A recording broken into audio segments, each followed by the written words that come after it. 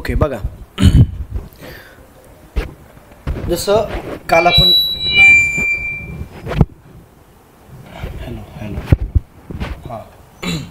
C3 cycle, याला C3 का म्हणायचं तर या रिॲक्शनमध्ये CO2ला फिक्स करतो RuBp आणि जो फर्स्ट स्टेबल प्रोडक्ट तयार होतो ज्याचं नाव आहे PGA, तर आपण 3PGA म्हटलं होतं. हा जो असतो हा 3 कार्बन कंपाऊंड असलेला मॉलिक्यूल आहे. किती कार्बन? हा first stable product, first stable product म्हणून तो 3 कार्बनचा फर्स्ट स्टेबल प्रोडक्ट तयार होतो. याला काय म्हणायचं? C3 cycle. हा पहिला मुद्दा. दुसरा मुद्दा हा येतो की ही C3 सायकल कुणी शोधून काढली? Melvin kelvin. म्हणून मेल्विन कॅल्विन, म्हणून ह्या सायकलला काय म्हणतात? Kelvin cycle. ओके, हा दुसरा मुद्दा. ह्यांनी अल्गेमध्ये शोधून काढली. कशामध्ये? अल्गेमध्ये. ह्यांचं काय म्हणणं आहे? CO2 हा, आता बघा ही रिॲक्शन कुठं होणार आहे? Light reaction, sorry dark reaction स्ट्रोमामध्ये. कुठं होणार आहे? हे बघा, हा आपला क्लोरोप्लास्ट. क्लोरोप्लास्टमध्ये हे ग्रॅना असतात. हे कोण असतात? ग्रॅना. आणि ग्रॅनाच्या बाहेर काय असतात? स्ट्रोमा. कोण आहे? स्ट्रोमा. या स्ट्रोमामध्ये हे रिॲक्शन घडणार आहे. मग काय होतंय नेमकं इथं सर? इथं येतोय कोण? आपला CO2. CO2 एंट्री करणार स्ट्रोमामध्ये. स्ट्रोमामध्ये CO2ला रिसिव्ह करण्यासाठी कोण येणार आहे? RuBp. यस, तिथे येणार आहे RuBp. जसे मी तुम्हाला ही पहिली रिॲक्शन सांगितली. So in C3 cycle first CO2 acceptor कोण आहे? RuBp. त्यानं CO2ला रिसिव्ह केलं. CO2 सोबत त्याची रिॲक्शन झाली.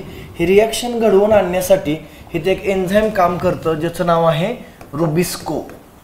काय नाव आहे त्याचं? रुबिस्को. IMP. रुबिस्को. रुबिस्को हे खूप महत्त्वाचे एन्झाईम आहे, कारण CO2 ची रिॲक्शन RuBp सोबत करण्यासाठी कोण गरजेचं आहे? रुबिस्को गरजेचं आहे. हे आपण बघितलं काल. हा जो रुबिस्को असतो बाळांनो, हा जो रुबिस्को असतो, Rubisco most abundant enzyme in nature. Most abundant enzyme.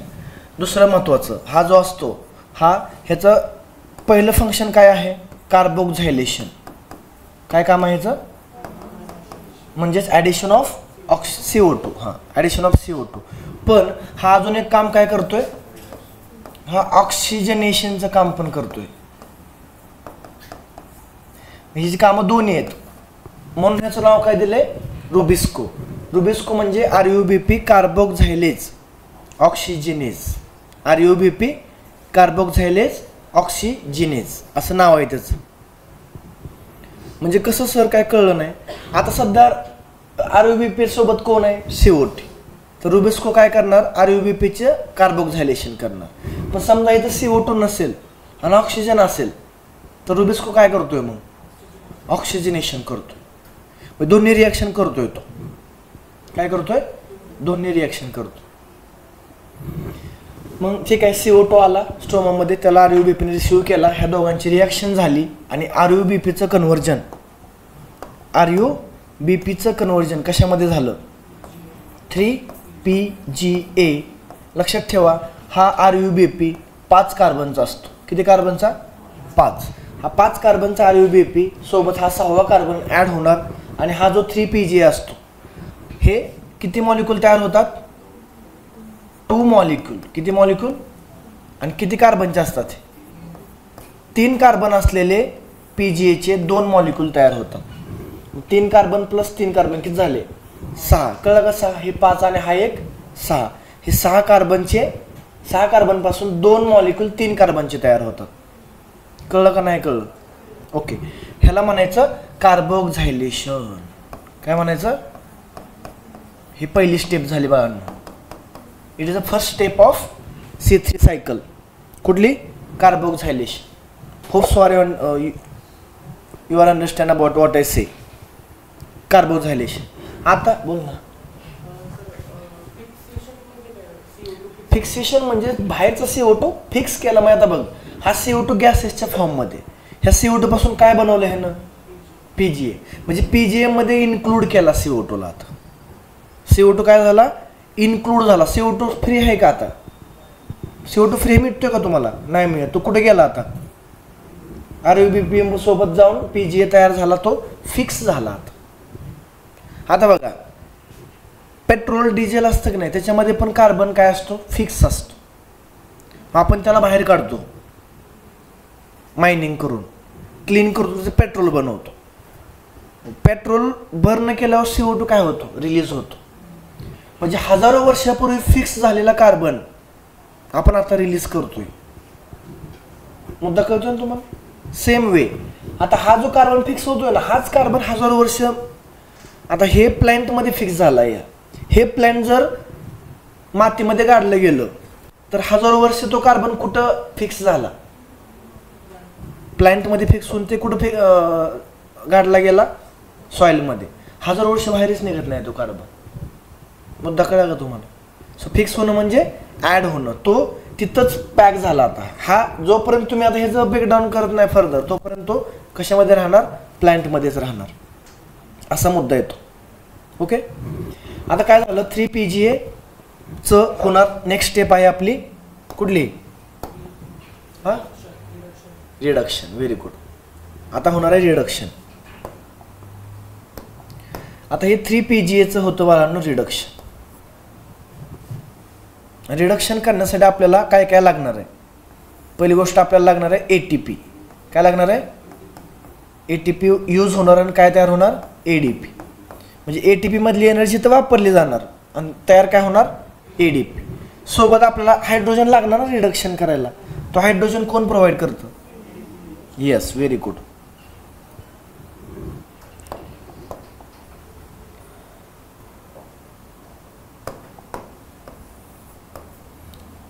NAD. ठीक आहे. आता असं मी थोडंसं असं करतो, फक्त आपण काय लागते तेच बघूया, महत्वाचं.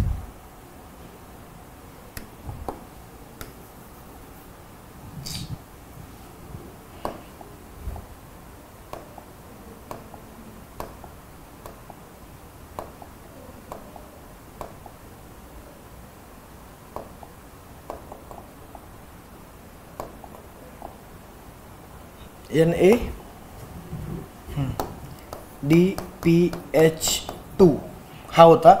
ह्यातला H इथं काय होणार, वापरला जाणार आणि काय तयार होणार, NADP.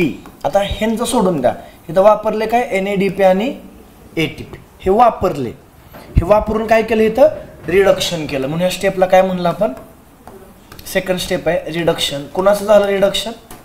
रिडक्शन झालं बाळांनो 3PGA. आणि काय तयार झालं इथं, तुमच्या बुकमध्ये काय दिलंय,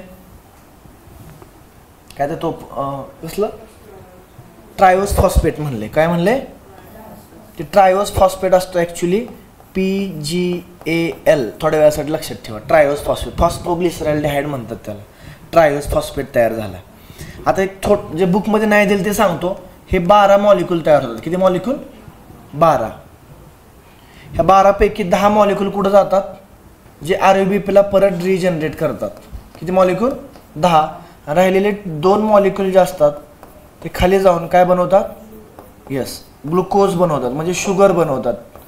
तोच ग्लुकोज पुढे सुक्रोज आणि स्टार्चमध्ये स्टोअर केला जातो. पण तयार काय होतोय बाळांनो, ग्लुकोज तयार होतोय. बरोबर. ह्या प्रोसेस हे झालं 3PGA पासून डायरेक्ट ग्लुकोज तयार झाला by the process of reduction. Okay. आणि काय होतं, ह्या PGALचे 10 मॉलिक्यूल जाऊन परत काय करतात, रिजनरेट करतात. कुणाला, RUBP, ज्याला आपण काय म्हणलं, रिजनरेशन. आणि इथं काय केलं जातं बाळांनो, इथं पण ATP वापरल्या जातात. काय वापरल्या जातात, ATP. सो ATP किती ठिकाणी वापरल्या गेल्या, 2 ठिकाणी, इथं आणि इथं. ज्यावेळेस ATP इथं वापरल्या गेल्या आहेत, तर लक्षात ठेवा, आता इथे किती CO2 फिक्स केलाय बाळांनो, एक CO2 फिक्स केलाय आपण. ऍक्च्युली जो आपला ग्लुकोज आहे त्याच्यामध्ये किती कार्बन आहेत, 6 कार्बन आहेत. किती कार्बन आहेत? म्हणजे तुम्हाला 6 CO2 फिक्स करावे लागतील. पण एका सायकलच्या म्हणजे एकदा सायकल टर्न होताना एकच CO2 फिक्स केला जातोय. You get my point? एका वेळेस किती? एकच CO2.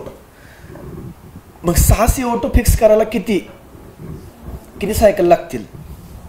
So 6 turn. काय म्हणतो बघा, 6 turn off cycle is required. किती टर्न लागणार? 6 टर्न. आता एक दुसरा महत्वाचा मुद्दा, एका टर्नला तुम्हाला इथं 2 ATP लागतात. किती ATP लागतात? इथं 2 ATP, 2 NADPH. एका CO2 ला एक CO2 ऍड केला, दुसरा केला, तिसरा. एक CO2 ऍड करायला किती ATP? 2 ATP आणि 2 NADPH. आणि त्यासोबतच हा RUBP ला परत रिजनरेट करण्यासाठी एका टर्नला 1 ATP वापरला जातो. आपल्याला इथे 6 CO2 घ्यायचे. किती घ्यायचे? 6 CO2 घ्यायला 6 RUBP लागणार.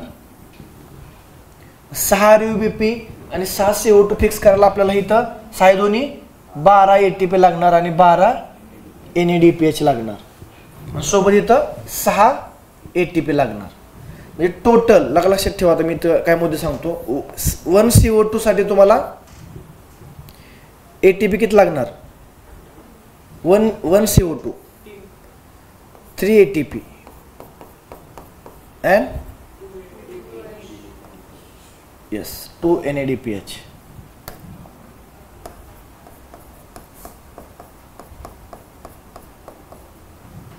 बरोबर का? 2 NADPH2. सोबत आता तुम्हाला किती करायचे? 6 CO2. किती? 6 CO2 साठी तुम्हाला साहित्रिक 18 ATP and 12 NADPH.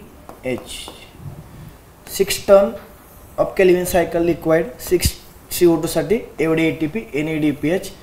एक साठी एवढं. क्वेश्चन कसा आहे बघा, एक साठी विचारलं एवढं, 6 साठी विचारलं हे 18 ATP, 12 NADPH. दुसरा मुद्दा, जर तुम्हाला असं विचारलं त्यांनी हाऊ मच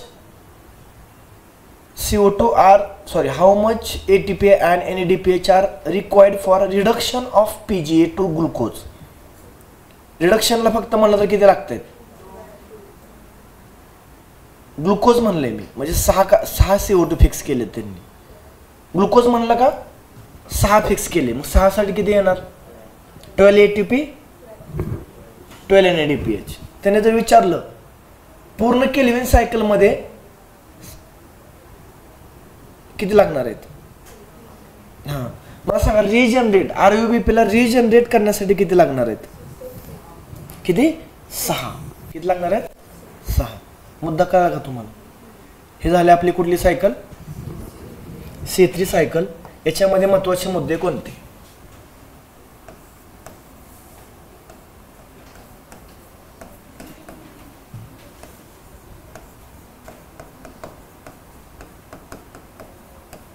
सायंटिस्ट कोण आहे?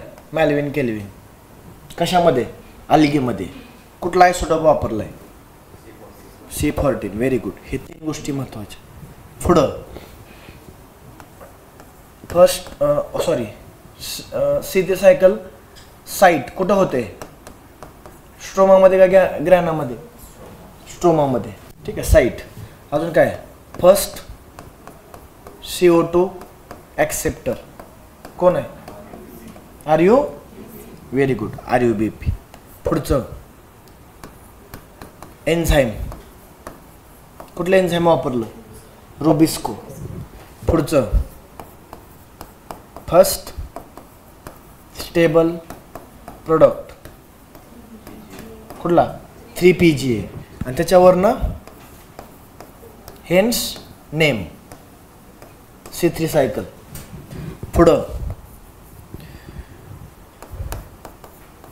how much ATP and NADPH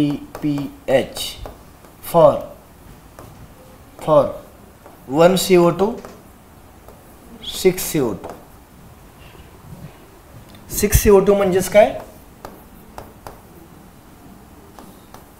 glucose बनतोय तिथं. 6CO2 घेतलं काय तयार होतोय, ग्लुकोज. आधी त्यांनी आपल्याला 1 CO2 बद्दल सांगितले, परत 6 CO2. 1 CO2 साठी 3 ATP 2 NADH आणि 6 CO2 साठी 12 आणि 18 18 ATP 12 NADPH. बरोबर. स्टेप्स पहिली स्टेप कोणती, कार्बोक्झायलेशन. दुसरी रिडक्शन. तिसरी रिजनरेशन. कुठल्या स्टेपनं ग्लुकोज तयार होतोय, रिडक्शन. RUBP कुठं वापरला जातोय, काही विचारलं त्यांनी तुम्हाला क्वेश्चन, काहीही आणि कसेही क्वेश्चन विचारले तरी तुम्हाला ते आले पाहिजे, पाठ झाले पाहिजे तुमची अख्खी C3 सायकल. समजलं का, समजलं तुम्हाला. ओके. आता आज मी तुम्हाला थेरॉटिकल नाही शिकवणार, माझ्या भाषेत शिकवणार तुम्हाला मी काय, C4 सायकल. देन आपण उद्या थेरॉटिकली शिकूया. चालतंय का, तुम्हाला हे कळले का, ह्यात का डाऊट. आपला पुढे राईट हे आहे ना C. ओके.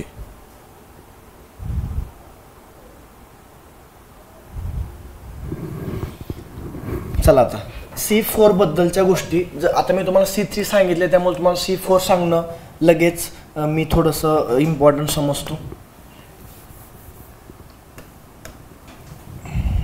C4 सायकल, ह्याला C4 म्हटलंय याचा अर्थ दया कुछ तो गडबड आहे. C3 मध्ये काय गडबड होते, फर्स्ट टेबल प्रोडक्ट PGA होता. इथं काय असणार आहे, फर्स्ट टेबल प्रोडक्ट किती कार्बनचा, 4 कार्बनचा. Very good. म्हणून त्याला काय म्हणतात, C4. सो याच्याबद्दलच्या काही टेक्निकल गोष्टी सांगतो. फर्स्ट स्टेबल प्रोडक्ट कोण असतो, 4 कार्बन OAA ऑक्झॅलो ॲसिटिक ॲसिड. हा फर्स्ट स्टेबल प्रोडक्ट तयार होतो या रिॲक्शन मध्ये, म्हणून ह्या रिॲक्शनला काय म्हणतात, C4 पाथवे. हा कुणी शोधून काढलाय, C4 केल्विन कसं काढेल, दिलं नाहीये. ओके.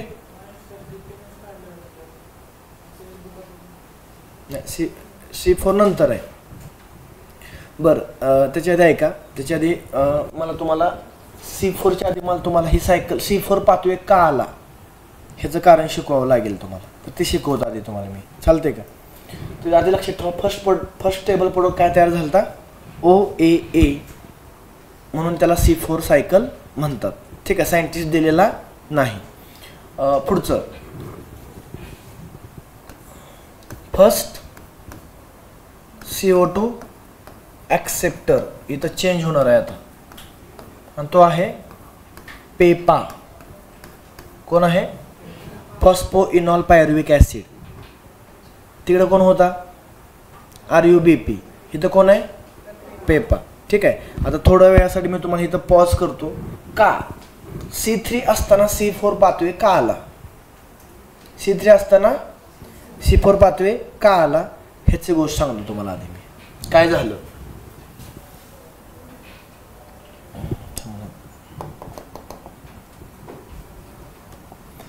असं झालं,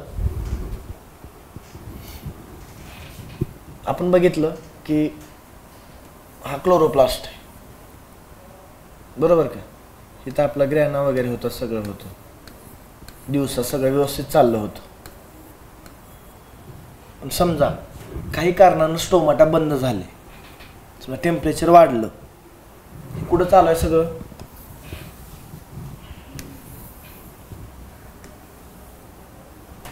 ल्यूज मध्ये चालू आहे, बरोबर. स्टोमाटा काय झाले, समजा बंद झाले.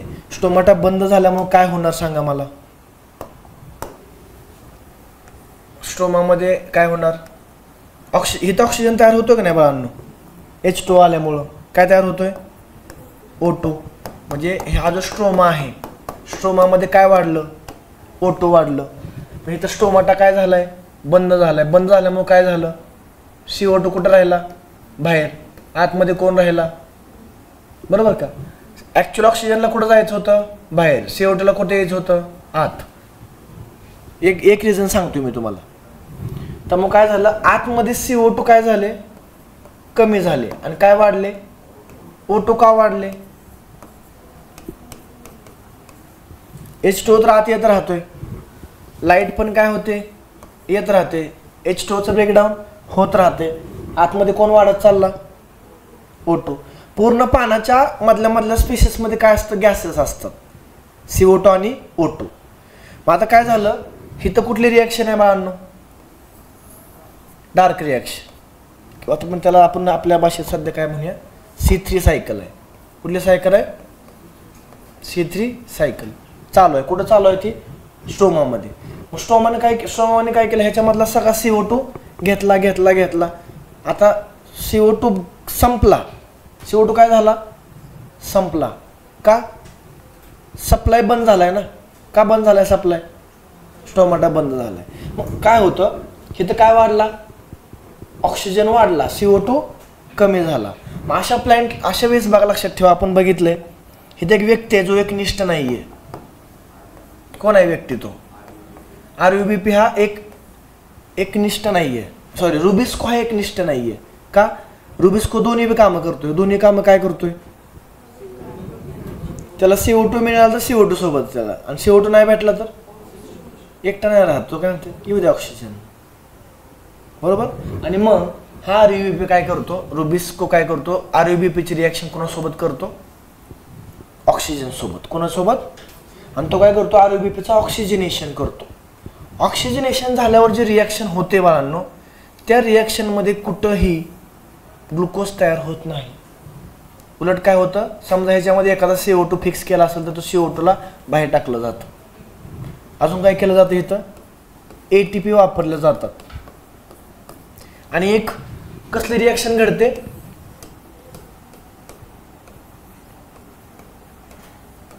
फॉल्स रिॲक्शन, एक मूर्ख रिॲक्शन घडते, ज्याचा म्हणजे आपल्याला फायदा झाला तर चांगली ना ती. इथे आपल्याला तोटा झाला. काय तोटा झाला, CO2 घेतलेला रिलीज केला त्यानं, ATP यूज केला, आणि एवढं सगळं करून, म्हणजे हे सगळं टॉक्झिक करून त्यानं आपल्याला ग्लुकोज बनवून दिला नाही, बरोबर का.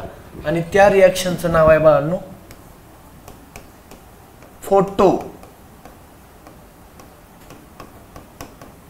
रेस्पिरेशन.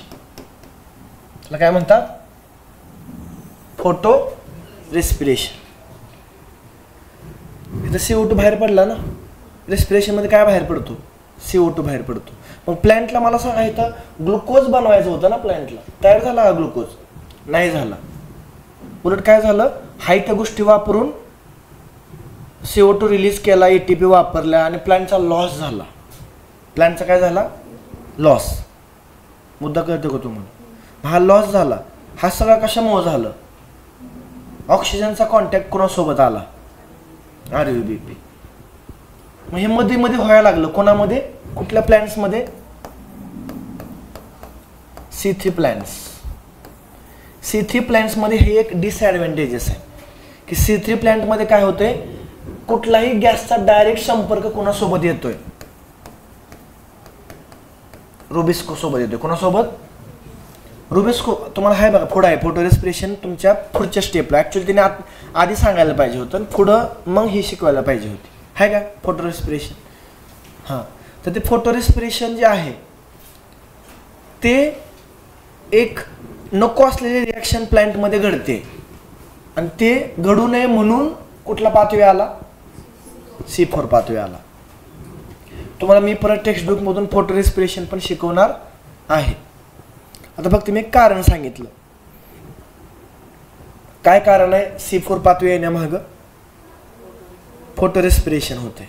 एक शब्द महत्वाचा, फोटो रेस्पिरेशन. फोटो रेस्पिरेशन म्हणजे काय, इथं रुबिस्को काय करतोय, ऑक्सिजनेशन करतोय, आणि ATP बनवण्याच्या ऐवजी तो दुसरीच रिॲक्शन घडवून आणतो, ज्याच्यामध्ये प्लॅन्टचा लॉस होतोय. आणि हा लॉस होत असल्यामुळं C3 प्लॅन्ट हे काय असतात, लेस प्रोडक्टिव्ह असतात. त्यांची प्रोडक्शन इफिशियन्सी काय असते, कमी असते, उत्पन्न कमी येतं त्यांचं, कारण लॉस होतोय त्यांचं. काय होतोय, लॉस. म्हणून बघा तुम्ही C4 प्लांटचं प्रोडक्शन जास्त असतं आणि C3चं कमी असतं. आता सर कसं ओळखायचं C3 प्लांट्स कोण आणि C4 प्लांट्स कोण? ज्या प्लांट्सची हाईट म्हणजे माझे ट्रिक आहे ते, असं कुठं ऑफिशियली नाही आहे ते, ज्या प्लांटची हाईट कमरेपेक्षा जास्त आहे ते C4 आहेत आणि जे कमरेपेक्षा छोटे आहेत ते कोण आहेत? C3. म्हणजे गहू, तांदूळ, सोयाबीन, बरोबर, ग्राउंडनट, हे सगळे कुठे येतात? C3, छोटे आहेत ते.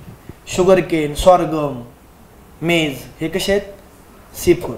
तुम्ही बघा ना, शुगर केनचं किती प्रोडक्शन असतं, मेजचं किती असतं, समजलं? ते काय आहेत? C4. मग असं काय वेगळेपण असतं सर? असं काय वेगळेपण असतं की ज्यामुळं काय होतं? हे फोटो आपल्याला काय म्हणजे प्लांटला काय करायचं होतं? मग असा मेकॅनिझम शोधायचं होतं जिथं काय होणार आहे, जिथं रुबिस्कोचा डायरेक्ट कॉन्टॅक्ट कोणासोबत येणार नाही, ऑक्सिजन सोबत येणार. असं काय तर बनवावं लागेल. आणि असं बनवण्यासाठी एक नवीन टेक्निक आली ज्याचं नाव आहे क्रान्स ॲनाटॉमी. कोणती ॲनाटॉमी? क्रान्स ॲनाटॉमी. काय असतं सर हे क्रान्स ॲनाटॉमी? नवीन शब्द आला तुमच्यासाठी. क्रान्स ॲनाटॉमी मध्ये काय केलं माहिती आहे का त्यांनी? आता हे ल्यूज आहे आपलं, बरोबर का? आपण बघितलं ल्यूज मध्ये काय आहेत? मिसोफिल सेल आहेत. कुठले सेल? मिसोफिल सेल. मग त्यांनी काय केलं, मिसोफिल सेलच्या खाली इथं अजून एक सेल असतात, बंडल शीट सेल म्हणायचं त्याला. कसले सेल?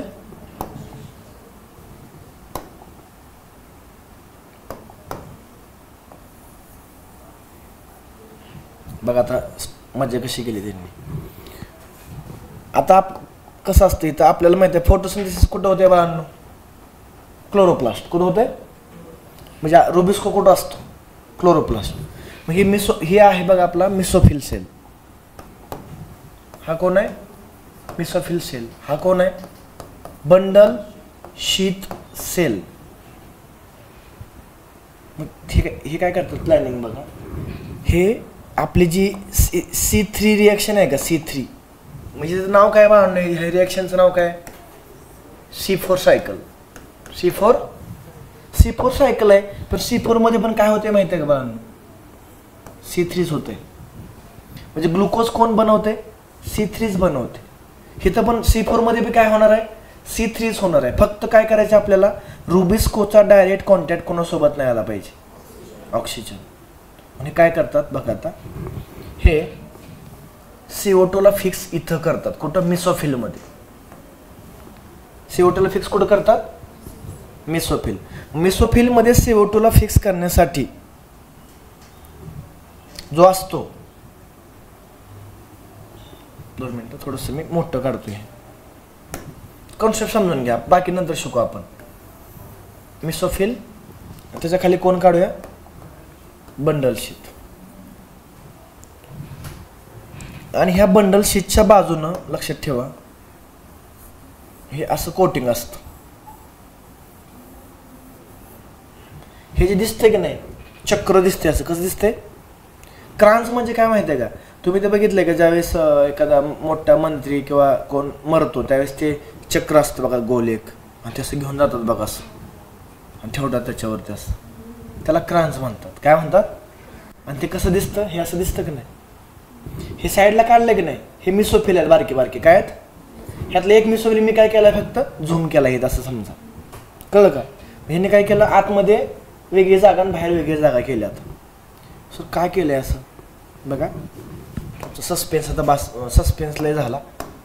CO2 ला फिक्स कुठे केला जातो? आधी मिसोफिल मध्ये. आणि त्याला रिसिव्ह करायला कोण येतो? पेपा. कोण येतो? पेपा. मग त्याच्यात तुम्हाला क्रान्स ॲनाटॉमीचं हे सांगतो, खासियत सांगतो. क्रान्स ॲनाटॉमी म्हणजे हे बंडल शीट सेल आहेत. हे कोण आहेत? पिवळेवाले बंडल शीट सेल. हे बंडल शीट सेलमध्ये काय असतो? इथं असतो आपला रुबिस्को. रुबिस्को कुठं असतो? बंडल शीट सेलच्या आत. CO2 ला कुठे फिक्स केला जातो? पेपामध्ये. लाईट रिॲक्शन कुठं होते? बाहेर पेपामध्ये. इथं कुठले रिॲक्शन होते? Dark reaction. मग मेसोफिलमध्येच काय होणार? लाईट रिॲक्शन होणार. ऑक्सिजन कुठं तयार होणार? इथंच तयार होणार, इथं तयार होणार, इथं तयार होणार, आजूबाजूला सगळीकडे तयार होणार. पण हा कुठलाच गॅस CO2 पण हे जे वरचं कोटिंग आहे की नाही, हे क्रॉस करून आत नाही जाऊ शकत. आतमध्ये फक्त काय जाऊ शकतं? कुठलाच गॅस जाऊ शकत नाही, लिक्विड जाऊ शकतं फक्त. काय जाऊ शकतं? मग हे काय करतात? CO2 ची पेपासोबत रिॲक्शन करतात आणि एक ॲसिड बनवतात. काय बनवतात? C4 ॲसिड म्हणतात त्याला. कसला ॲसिड? C4 acid. म्हणजेच OAA तयार झालं का मगाशी, ते OAA इथं तयार झालं, ऑक्झॅलो ॲसिडिक ॲसिड. त्या ऑक्झॅलो ॲसिडिक ॲसिडचं मॅलिक ॲसिड तयार होतं आणि ते मॅलिक ॲसिड लिक्विड फॉर्ममध्ये हळूच कुठं पाठवलं जातं? आतमध्ये. आतमध्ये काय जाते? लिक्विड. गॅस जाऊ शकत. मग आत काय आलं बाळांनो? इथं ते ॲसिड आलं. काय आलं? ॲसिड. त्या ॲसिडला ब्रेकडाऊन केलं जातं आणि त्या ॲसिडमध्ये कोण आहे? तो CO2 कुठं पाठवला जातो? रुबिस्को. रुबिस्को काय करते? त्याची रिॲक्शन कोणासोबत करते? RUBP. RUBP पासून काय तयार होते? 3PGA. आणि 3PGA पासून काय तयार होते? ग्लुकोज. फक्त काय केलं त्यांनी? ऑक्सिजनला कोणाला नाही भेटून दिलं. मग त्यांनी काय केलं? CO2 ला फिक्स केलं आणि कुठं आणलं? बंडल शीथ सेलच्या आत आणलं. तिथं लिक्विडच्या फॉर्ममध्ये आणलं, त्याला ब्रेकडाऊन केलं. तिथून काय बाहेर पडला? CO2. तो CO2 कुठे गेला? रुबिस्को. RUBP, 3PGA, ग्लुकोज तयार. हे तर आता झालं बरं का, जागा नाही म्हणून बाहेर काढले मी. म्हणजे C4 मध्ये पण काय होते? C3च होते. कळते का? वरनं गेलं डोक्याच्या. कळलं ना? हे अजून एकदा शिकवणार आहे मी तुम्हाला. आज फक्त मी कॉन्सेप्ट सांगितलं आहे तुम्हाला. आणि परत काय होतं? हे ब्रेकडाऊन झालं ना, CO2 तयार झाला, राहिलेलं जास्त ते कुठं जातं? परत पेपा बनवतं. ही सायकल चालू राहते अशीच. हे दोन पार्टमध्ये. कुठं? Mesophyll cell, bundle sheath cell. Mesophyll सेलचं काम आहे फिक्स करायचं आणि बंडल शीथ सेलचं काम आहे ग्लुकोज बनवायचं. बरोबर? आणि तिथं कोण जाऊ शकतं फक्त आतमध्ये? लिक्विड फॉर्ममध्ये CO2 ला घेऊन आतमध्ये ॲसिडच्या फॉर्ममध्ये नेलं जातं. आतमध्ये ॲसिड ब्रेकडाऊन करून CO2 रुबिस्कोला दिला जातो. म्हणजे ऑक्सिजनचा संपर्क रुबिस्को सोबत येत नाही. त्यामुळे इथं फोटो रेस्पिरेशन होत आणि प्लांट दिवस रात्र काय करतं? ही प्रोसेस चालू ठेवतं. त्यामुळं प्रोडक्शन जास्त कोणाचं आहे? C4. कॉन्सेप्ट कळला का तुम्हाला? शिकवायची गरज नाही तुम्हाला मी आता. पण उद्या आपण ह्याच्या सगळ्या टेक्निकल गोष्टी शिकूया. कुठल्या गोष्टी? टेक्निकल. आता हे झालं कॉन्सेप्ट. आता टेक्निकल म्हणजे काय? मेसोफिल सेल काय असतात बाहेरचे, बंडल शीथ सेलची खासियत काय आहे, क्रांज अॅनाटॉमी एक्झॅक्टली काय. मी फक्त तुम्हाला जस्ट सांगितलं मेसोफिल आणि बंडल शीथ ह्याचे अरेंजमेंट आहे. ते तुमच्या बुकमध्ये पण दिलेत बघा, दोन्ही पण दिलेत का? पाठीमागच्या पेजला बघा. हां ते बघा, हेच ना. वरचे मेसोफिल आहेत, खालचे बंडल शीथ सेल आहेत. बघा ॲक्च्युअल रिॲक्शन कुठं झाली? खाली बंडल शीथ सेलमध्ये. मेसोफिलनं काय केलं आहे? फक्त CO2 फिक्स केला आहे. बरोबर का? Yes. So this is all about C4 pathway. Not all about. It is about a concept of C4 pathway. उद्या आपण लाईन टू लाईन MCQ कसे येतील ते बघूया. चालतंय का? ओके. या व्हिडिओमध्ये आपण इथेच थांबूया. भेटूया नेक्स्ट व्हिडिओमध्ये. त्यामध्ये मी तुम्हाला MCQ point of view C4 cycle शिकवणार आहे. चालेल?